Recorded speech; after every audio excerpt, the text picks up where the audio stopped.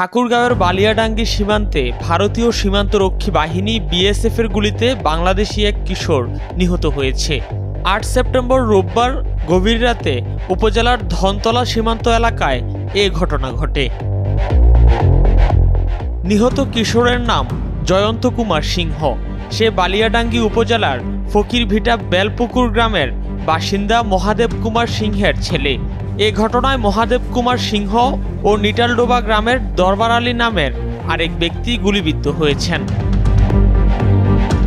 স্থানীয় লোকজনের বরাত দিয়ে বালিয়াডাঙ্গি উপজেলার ধনতলা ইউনিয়ন পরিষদের চেয়ারম্যান সমর কুমার চট্টোপাধ্যায় প্রথম আলোকে বলেন, গতকাল রাতে ধনতলা সীমান্ত এলাকার ৩৯৩ নম্বর মেইন পিলার এলাকা দিয়ে একদল লোক স্থানীয় দালালের সহযোগিতায় ভারতে যাওয়ার চেষ্টা করছিলেন।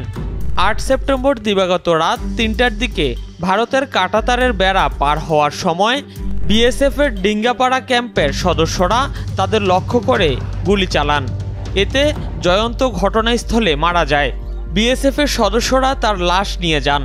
গুলিতে জয়ন্তের বাবা মহাদেব কুমার সিংহ ও দরবার আলীও আহত হন। তারা দুজন বাংলাদেশ সীমান্তে চলে আসেন।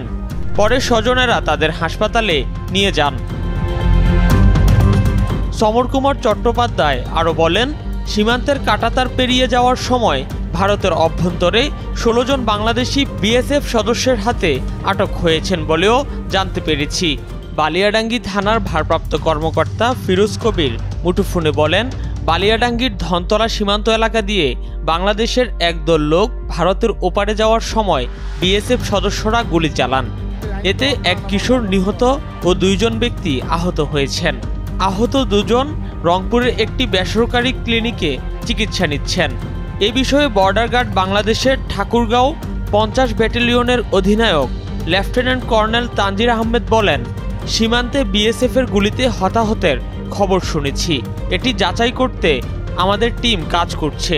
এরকম ঘটনা ঘটলে প্রয়োজনীয় ব্যবস্থা নেওয়া হবে।